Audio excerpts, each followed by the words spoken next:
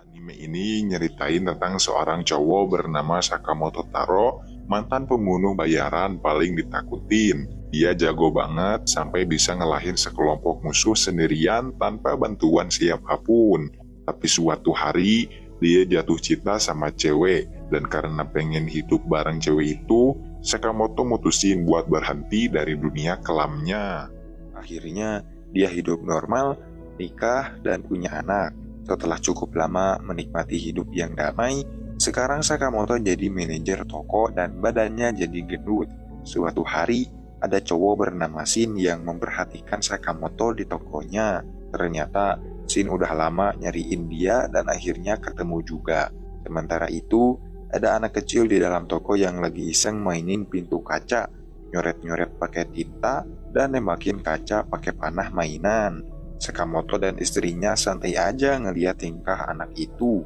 Tapi pas tinta tumpah ke baju salah satu pelanggan itu langsung marah dan mau mukul anak itu. Walaupun anak itu nakal, Sakamoto gak tega ngebiarin dia dipukul. Sebelum pukulan mendarat, Sakamoto langsung nangkep tangan si pelanggan dan nusuk dia. Tapi buat nenangin, bukan nyakitin. Setelah kejadian itu, Shin akhirnya muncul di depan Sakamoto, tapi Sakamoto udah gak ngenalin dia. Shin ngingetin kalau dia dulu anak buahnya. Begitu ingetannya balik, Shin coba ngebujuk Sakamoto buat balik jadi pembunuh bayaran. Tapi Sakamoto nolak mentah-mentah. Dia bilang udah gak mau lagi balik ke dunia itu. Jawaban itu pun bikin Shin kecewa banget. Buat dia, Sakamoto yang dulu ditakuti semua orang, sekarang cuma kayak bapak-bapak gendut biasa. Buat nenangin diri, Shin pun nyalain rokok. Tapi Sakamoto langsung motong rokoknya karena mereka lagi di area bebas rokok. Dari situ, Shin sadar. Meskipun fisiknya berubah, gerakan Sakamoto masih secepat dulu dan bisa bunuh dia kapan aja kalau mau. Beberapa saat kemudian, ada warga yang minta tolong ke Sakamoto buat motong ranting. Dia juga bantu nenangin anak kecil yang nangis di taman. Semua itu dia lakuin dengan tulus. Tapi di mata Shin, Sakamoto kayak lagi nyoba nyembunyiin identitas aslinya dan berbaur sama warga. Hari itu, Shin akhirnya balik. Walau Sakamoto udah banyak berubah, dia masih ngefans dan pengen kerja bareng lagi. Tapi sayangnya, karena Sakamoto ninggalin mereka sepihak dan langgar aturan, bos geng mereka mutusin kalau Sakamoto harus dibunuh. Pas perjalanan pulang, Shin mikirin hal itu dengan serius. Meski masih ngidolain Sakamoto, dia mutusin buat ngelaksanain perintah, yaitu ngehabisin Sakamoto. Keesokan harinya, Shin balik ke toko dan pura-pura datang buat ngucapin selamat tinggal. Tapi tiba-tiba dia nembak Sakamoto. Sakamoto pun punya cara unik buat ngindarin peluru itu, yaitu dia pakai permen buat ngebelokin arah peluru. Terus dia juga lempar es krim ke arah Shin buat ngeluarin distraksi, lalu sembunyi di antara rak-rak barang. Waktu Shin mulai bingung cari posisi Sakamoto, dia malah dapat tendangan super keras dari Sakamoto sampai pingsan. Pas sadar, dia udah ada di rumah Sakamoto dan diajak makan bareng keluarganya. Awalnya Shin curiga makanannya diracun, tapi pas nyoba, rasanya enak banget sampai dia terharu. Dari situ, Shin mulai ngerti kalau yang pengen dilindungin Sakamoto cuman hidup damai kayak gini. Besoknya, Shin balik ke markas geng. Dia mohon ke bosnya supaya Sakamoto dibiarin hidup, karena dia udah punya kehidupan baru. Tapi bosnya ngasih syarat, yaitu kalau Sakamoto mau hidup, berarti Shin yang harus mati gantiin dia. Karena bisa baca pikiran, Shin langsung sadar kalau bosnya berbohong. Akhirnya dia mutusin buat ngelawan dan memberontak. Tanpa Shin tahu, ternyata Sakamoto udah pasang alat penyadap buat ngawasin dia dari jauh. Begitu tahu Shin dalam bahaya, Sakamoto buka gudang rahasia di tokonya. Isinya penuh senjata, tapi dari semua itu, dia milih pakai senjata kejut. Sementara itu, Shin berusaha lawan musuh sendirian. Dengan kemampuannya baca pikiran, dia bisa prediksi gerakan lawan dan nyerang diam-diam. Tapi karena jumlah musuh terlalu banyak dan peluru makin sedikit, dia mulai kewalahan. Pas nyobaan robos keluar, dia kena tembak di kaki dan akhirnya dikepung. Beberapa saat kemudian, Sakamoto datang nyelamatin dia. Pakai stun gun, dia lumpuhin musuh satu-satu. Bahkan dia pakai sumpit buat nangkep peluru yang ditembak ke arahnya. Waktu musuh nyerang bareng-bareng, Sakamoto sigap menghindar dan motong senjata mereka pakai pisau. Setelah semua musuh kalah, Sakamoto akhirnya ngasih keputusan penting, yaitu dia ngerekrut Shin kerja di tokonya. Waktu lagi kerja dengan semangat, Shin gak berhenti ngomongin pertarungan Sakamoto kemarin. Dia kagum banget karena meski udah pensiun, Sakamoto tetap jadi yang terkuat. Katanya, keren banget lihat Sakamoto bisa ngalahin musuh dalam sekali serang. Istri Sakamoto yang dengar obrolan itu langsung nyeletuk. Tanya apakah mereka berdua niat balik jadi pembunuh bayaran. Dia bahkan ngancam mau minta cerai kalau Sakamoto berani ngelanggar aturan keluarga. Karena takut kehilangan istrinya, Sakamoto langsung tegas bilang dia gak bakal balik ke dunia lamanya. Setelah ngobrol serius, dia juga langsung wanti-wanti ke Shin buat gak asal ngomong hal-hal gak penting. Siang harinya, Sakamoto ngajak Shin pergi ke pemukiman orang Cina. Meski lumayan jauh, Sakamoto bela-belain ke sana cuma buat beli bakpao favoritnya, soalnya stoknya terbatas. Dia juga pengen ngebawain buat Aoi dan Hana. Dari situ, Shin makin sadar betapa besar rasa sayang Sakamoto ke keluarganya. Pas mereka mau balik ke toko, tiba-tiba ada cewek lompat dari atas dan jatuh pas banget di atas Sakamoto. Alhasil, bakpao yang baru dibeli langsung hancur berantakan. Cewek itu namanya Lu Songtang. Dia lagi dikejar-kejar sama sekelompok orang yang pengen ngerebut warisan keluarganya. Sementara Lu sibuk ngelawan para pengejarnya, Sakamoto cuman berdiri diem, mikirin bakpaonya yang rusak. Tapi pas ngeliat Lu mulai kewalahan, akhirnya dia turun tangan buat bantuin. Karena musuh makin banyak, Sakamoto mutusin buat ngajak Lu kabur dulu.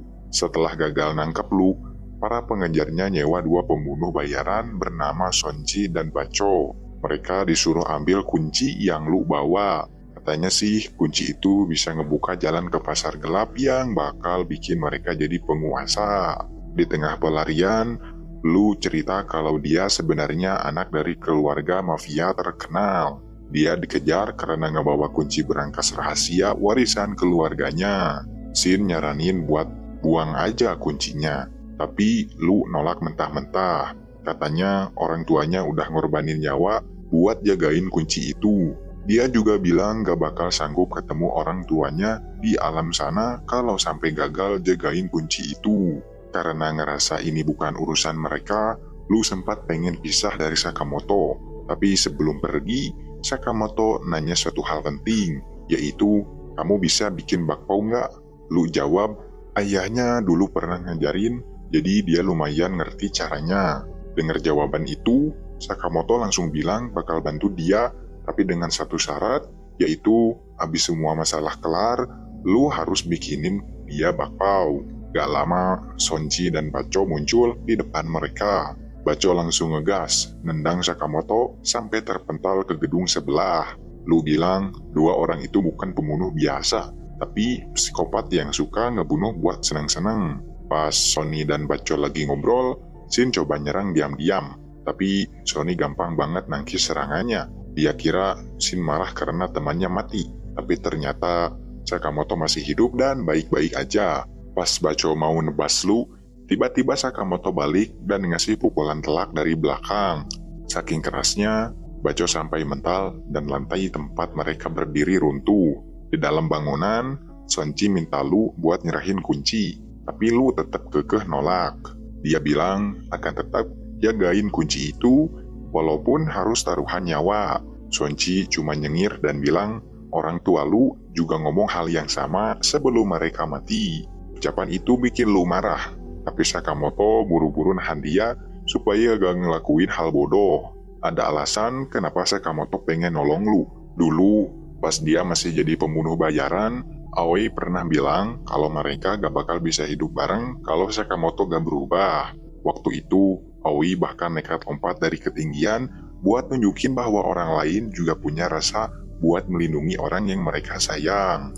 Sejak saat itu, Aoi minta Sakamoto buat janji, yaitu jangan bunuh orang lagi dan hiduplah dengan cara menolong orang lain.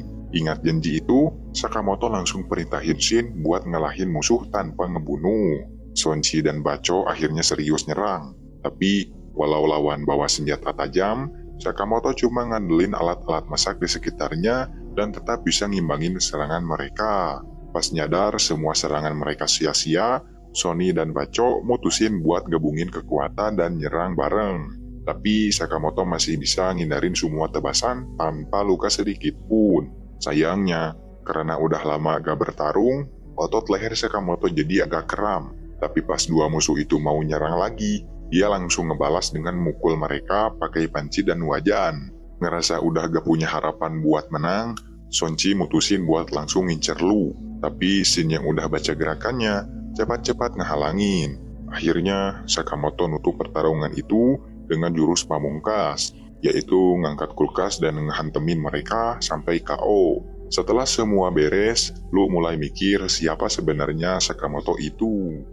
Dengan santai, Sakamoto bilang kalau dia cuma karyawan toko biasa. Setelah itu, dia dan Shin nganterin Lu balik ke rumahnya. Setelah ngasih pelajaran ke orang-orang yang ngejar Lu, dia akhirnya bisa buka berangkas peninggalan keluarganya pakai kunci yang selama ini dia jaga. Di dalam berangkas itu tersimpan banyak barang berharga milik kepala klan terdahulu, mulai dari baju perang berlapis emas sampai perhiasan mewah. Setelah urusannya beres, Lu mutusin buat kerja di toko Sakamoto karena dia emang lagi nganggur. Rencananya, dia mau bikin bakpao asli di sana. Tapi masalahnya, selain bikin bakpao, Lu gak punya skill lain. Bahkan di hari pertamanya kerja, dia udah telat datang dan gak bisa ngerapiin barang-barang dengan benar. Shin pun nyoba negur dan kasih saran, tapi Lu malah nyolot dan ngebut Shin cowok bawel. Shin akhirnya ngadu ke Sakamoto, tapi reaksi Sakamoto malah aneh. Dia jadi lebih banyak ngomong, nyuruh Shin buat ngomong lebih sopan, dan nyuruh Lu minta maaf karena telat. Padahal biasanya Sakamoto tuh bukan tipe orang yang suka banyak ngomong. Gak lama, muncul seorang pria yang mukanya mirip banget sama Sakamoto. Dengan santai dia duduk di meja kasir, kayak gak peduli ada Sakamoto asli di situ. Tapi kemudian dia tiba-tiba nyerang, dan barulah Sakamoto sadar kalau itu adalah Nagumo yang merupakan rekan lamanya. Nagumo bawa kabar penting, yaitu sekarang kepala Sakamoto dihargai 1 miliar yen. Awalnya Shin dan Lu gak percaya, tapi mereka langsung percaya setelah ada tukang antar pizza yang tiba-tiba nyoba ngebunuh Sakamoto. Pembunuh itu ngancam mau nyakitin Nagumo, tapi Sakamoto malah santai aja dan makan pizzanya. Setelah itu, Nagumo dengan sigap ngelumpuhin si pembunuh pakai kuncian leher. Waktu ditanya siapa yang nyuruh dia bunuh Sakamoto, Nagumo bilang dia juga gak tahu. Dia cuma nerima misi, udah gitu aja. Habis ngobrol, Nagumo pamit sambil bawa si pembunuh yang udah dikalahin itu. Tapi ternyata di tempat lain, ada sekelompok orang yang merencanakan pembunuhan Sakamoto. Mereka lagi ngamatin Sakamoto dari jauh lewat kamera tersembunyi yang ditaruh di pizza. Mereka gak nyangka kalau cowok gemuk kayak Sakamoto bisa dihargai 1 miliar yen. Tapi bos mereka ngingetin, jangan remehin Sakamoto. Tiba-tiba lewat kamera itu Sakamoto kirim pesan, yaitu kalau mereka terus ganggu hidupnya, dia bakal tunjukin neraka ke mereka. Waktu lagi mikirin semua ini, istri dan anak Sakamoto tiba-tiba ingetin kalau besok mereka janji buat pergi ke taman hiburan. Sakamoto langsung panik, keselamatan keluarganya bisa terancam. Besoknya, Sakamoto dan keluarganya beneran pergi ke taman hiburan. Mereka kelihatan senang, dan Shin bertekad buat jaga mereka biar hari libur itu tetap aman. Tapi karena tempatnya ramai banget, susah bedain mana musuh dan mana pengunjung biasa. Meski begitu, Shin yakin belum ada ancaman karena dia bisa baca pikiran dalam radius 30 meter. Masalahnya, Lu jadi kesel karena ngerasa pikirannya diintip terus. Tapi Shin langsung ngeh, ada yang mendekat. Seseorang menyamar jadi petugas kebersihan, nyoba nyerang Sakamoto, tapi langsung dilumpuhin pakai pulpen. Shin dan Lu buru-buru ngamanin situasi biar gak bikin heboh. Sayangnya, bukan cuma satu pembunuh yang datang, ada lagi yang namanya Tatsu. Dia lebih licik, dia ngakalinnya dengan ngosongin pikirannya. Jadi Shin gak bisa deteksi keberadaannya. Sakamoto naik roller coaster bareng keluarganya buat lebih gampang ngawas situasi. Shin dan Lu duduk di belakang, siap jaga-jaga. Awalnya aman, tapi Lu curiga sama cowok berambut perak di depan. Ternyata dia benar, orang itu nunggu momen buat nyerang. Shin langsung turun dari wahana buat hadapin sendiri. Shin berdiri di atas rel dan bilang kalau hari ini hari liburnya Sakamoto, jadi dia yang bakal lawan si pembunuh. Pas roller coaster lewat, Tatsu lempar pisau yang udah dilapisi racun. Shin kena dan gerakannya jadi lemah, tapi dia masih berusaha bangkit. Tatsu coba ngejatuhin mental Shin dengan ngejek Sakamoto. Tapi Shin malah ngebalas kalau Sakamoto bukan lemah, dia kuat karena punya keluarga yang harus dilindungi. Racunnya udah bikin pandangan Shin buram, tapi dia tetap mikirin cara buat ngelahin si Tatsu ini. Pas roller coaster lewat lagi, Shin nyeret Tatsu ke panggung pertunjukan. Tujuannya jelas, yaitu dia mau pakai penglihatan penonton buat bantu baca gerakan lawan. Sakamoto yang paham situasi langsung ngasih arahan pakai kemampuan baca pikirannya. Dengan kerjasama itu, Shin akhirnya bisa ngelahin Tatsu. Setelah itu, dua pembunuh lainnya, yaitu Boyle dan Obigoro, mulai bergerak. Berbeda dari pembunuh sebelumnya, Boyle gak pernah remehin Sakamoto karena mereka punya sejarah bareng. Sementara itu, Shin dikasih penawar racun sama Lu, tapi pas obat ditetesin ke matanya, dia malah mau kabur, padahal gak sakit. Di waktu yang sama, Sakamoto nanya ke Tatsu siapa yang nyewa dia.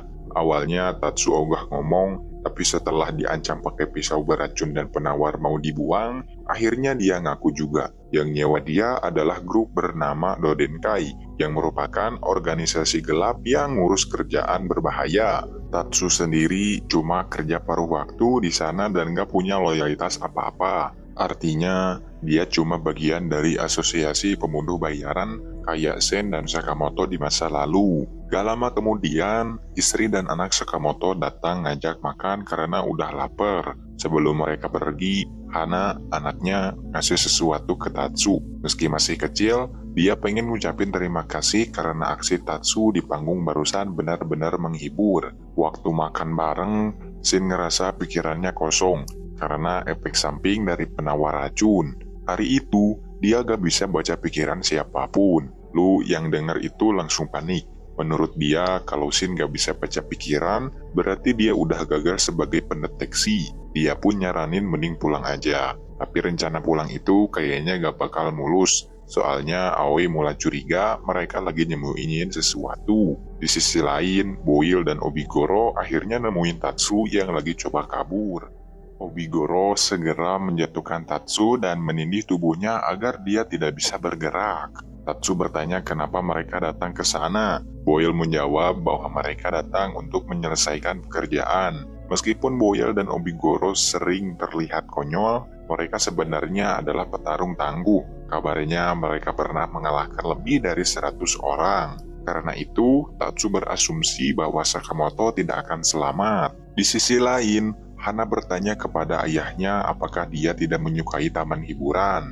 Agar anaknya tidak bersedih, Shin dan Lu mengatakan bahwa mereka sangat bersemangat dan menikmati wahana di sana. Mereka pun memutuskan untuk terus bermain. Sejauh ini belum ada pembunuh bayaran yang muncul dan mereka merasa semuanya akan baik-baik saja karena area taman sangat luas. Tapi saat hari mulai gelap, istri dan anak Sakamoto malah mengajak mereka masuk ke rumah hantu. Tempat itu sangat menyeramkan, yang merupakan lokasi sempurna untuk sebuah pembunuhan. Sementara istri dan anaknya Sakamoto sangat menikmati wahana itu, Sakamoto tidak bisa tenang. Dia sadar banyak pembunuh bayaran yang mungkin menyelinap ke dalamnya. Di sisi lain, Boyle mengenang masa lalunya bersama Sakamoto. Mereka pertama kali bertemu di pusat pelatihan dan sering menghabiskan waktu bersama, bahkan di luar kelas. Tapi setelah sekian lama, Boyle sadar bahwa Sakamoto tidak pernah benar-benar menganggapnya teman.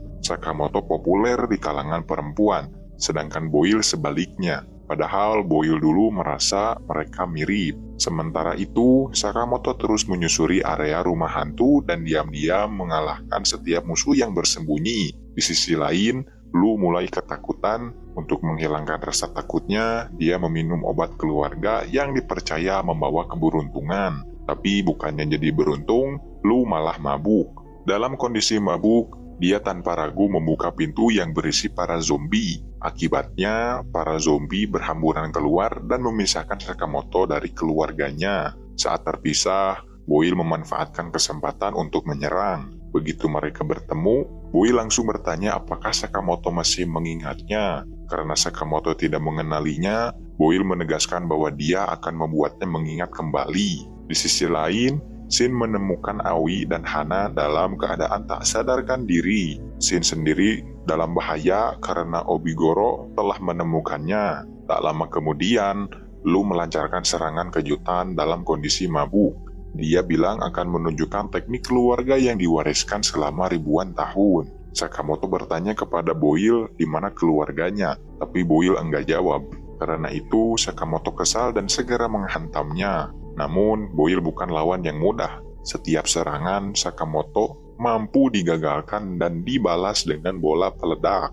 Sementara itu, meski mabuk, Lu masih bisa bertarung cukup baik. Tapi karena tidak fokus, Obigoro bisa menjatuhkannya hanya dengan menggoyang-goyangkan kepalanya. Untuk memancing Lu agar serius, Obigoro mengancam akan membunuh temannya jika dia tidak bisa menyerangnya dalam waktu 10 detik.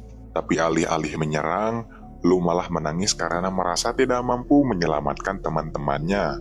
Seiring waktu, Sakamoto mulai mengingat siapa lawannya dan mulai bertarung dengan serius. Di sisi lain, Lu yang masih mabuk perlahan mengeluarkan kemampuan bela diri sejatinya. Setelah menghabiskan obatnya, gerakan Lu menjadi semakin lincah dan mematikan. Serangan balasannya begitu mulus hingga membuat Obigoro semakin semangat. Tapi sebelum melancarkan pukulan akhir, Lu tiba-tiba sadar dan kembali ke kondisi normal. Dia tampak bingung dan tidak ingat apa yang barusan terjadi.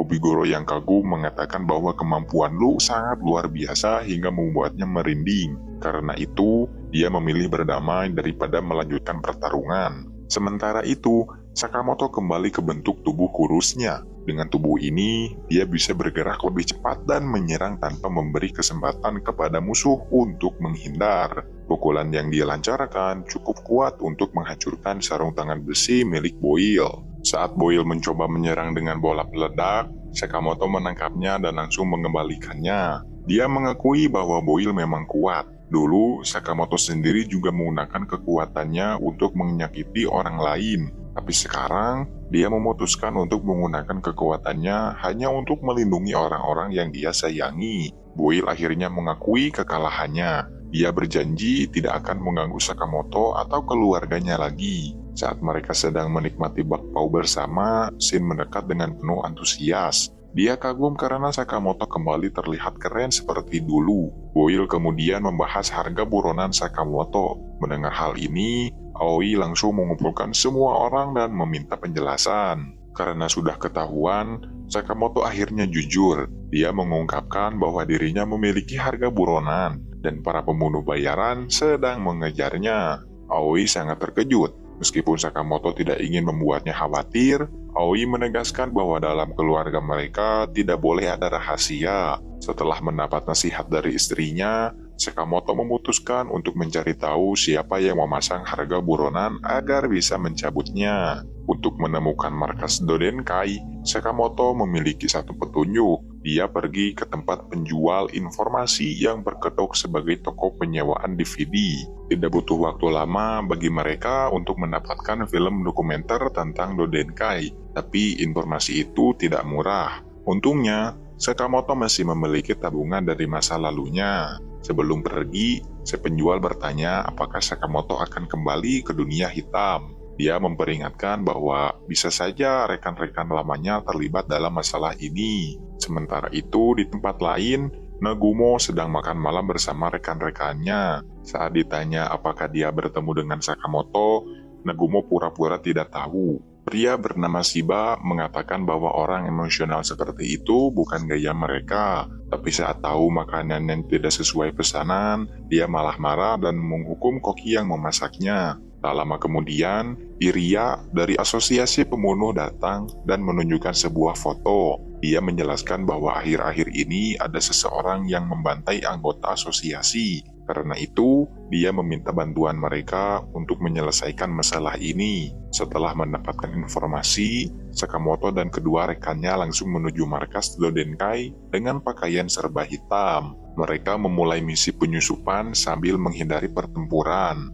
Setiap berpapasan dengan penjaga, Shin dan Sakamoto langsung melumpuhkannya. Tapi setelah beberapa waktu, mereka malah membuka penyamaran karena bosan. Saat Lu bertanya di mana ruangan bos berada, Shin menjelaskan bahwa ruangan itu ada di lantai paling atas. Untuk mencapainya, mereka harus menerobos lewat jendela, sesuai informasi dalam film dokumenter. Karena merasa seperti sedang jadi mata-mata, Lu sangat menikmati penyusupan ini.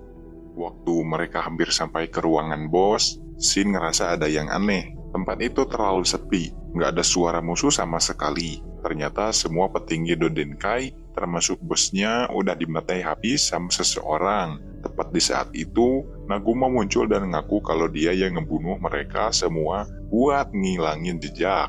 Nagumo bilang dia terpaksa harus ngelumpuhin Sakamoto dan timnya juga. Dia langsung lari ke belakang Shin dan nusuk lehernya pakai pisau. Tapi ternyata itu cuma pisau mainan. Nagumo cuma bercanda. Dia kebetulan lagi ada di sana buat urusan lain. Ternyata dia lagi nyelidikin kasus pembunuhan 100 anggota asosiasi pembunuh bayaran. Sementara itu, muncul karakter baru bernama Mashima Heisuke. Dia ini pembunuh bayaran lepas yang beda dari yang lain. Gak punya penghasilan tetap dan hidupnya pas-pasan. Demi ngubah nasib, dia mutusin buat ngincer Sakamoto yang jadi buronan dengan hadiah tinggi. Seiring waktu, makin banyak pembunuh yang datang ke toko Sakamoto buat ngincer dia. Akibatnya, toko jadi makin berantakan dan butuh renovasi total. Tapi karena mereka nggak punya duit, satu-satunya harapan mereka adalah menangin turnamen paintball yang bakal digelar besok. Pas Mashima datang ke toko Sakamoto, dia bawa foto Sakamoto waktu masih kurus. Dia maksa semua karyawan buat nyerahin orang yang ada di foto itu. Buat ngindarin masalah, Sakamoto pura-pura jadi pegawai paruh waktu dan bilang dia nggak kenal siapapun bernama Sakamoto. Mashima pun panik. Dia udah pasrah karena ngira targetnya emang nggak ada di sana. Ditambah lagi, dia juga nggak punya ongkos buat nyari ke tempat lain. Akhirnya karena lapar banget, dia berdiri di depan toko berharap ada yang ngasih makanan. Sakamoto yang kasihan akhirnya ngasih dia bakpao. Setelah gagal nemuin target, Mashima tidur di tenda tua di atas gedung. Dia sempat ngelamun pengen jadi orang sukses dan punya rumah besar. Tapi belum sempat mimpi kelamaan, tendanya malah roboh kena angin. Di saat itu, dia nemu pamflet tentang turnamen paintball dengan hadiah gede. Dia langsung semangat ikut. Sayangnya buat daftar, dia butuh tim minimal 2 orang. Pas banget Sakamoto dan Shin juga mau ikut, jadi Mashima langsung minta gabung. Dengan setengah terpaksa, mereka akhirnya nerima Mashima masuk tim. Setelah daftar, semua peserta kumpul di arena. Sementara tim-tim lain siap di posisi masing-masing. Tim Sakamoto malah santai berdiri di tempat terbuka. Banyak peserta kira mereka amatiran. Tapi anggapan itu langsung berubah setelah tim Sakamoto mulai ngebantai lawan satu persatu dengan cepat dan akurat. Sejak awal pertandingan, mereka langsung jadi pusat perhatian dan bahkan dijagokan jadi juara. Sakamoto sendiri emang niat menang. Dia pengen pakai hadiah buat beli kaca anti peluru dan nambahin stok barang di tokonya. Tapi di tengah pertandingan, Lu tiba-tiba buka identitas asli Sakamoto. Karena wajahnya jauh beda sama yang difoto, Mashima awalnya ragu. Tapi Lu ngejelasin kalau itu memang foto Sakamoto waktu masih kurus. Begitu tahu kebenarannya, Mashima langsung marah dan ngacungin senjata ke Sakamoto. Dia ngerasa dibohongin. Untungnya pertandingan masih jalan. Pas tim lain nyerang, Sakamoto manfaati momen itu buat kabur. Tapi Mashima yang merasa dikhianatin gak tinggal diam. Dia ambil senjata asli dan mulai nembak beneran dengan niat ngebunuh. Karena tembakannya meleset, Mashima akhirnya sembunyi dan cari posisi baru di sekitar gedung. Shin mau nyari dia, tapi Sakamoto nyuruh tetap waspada. Lawan mereka kali ini penembak jitu.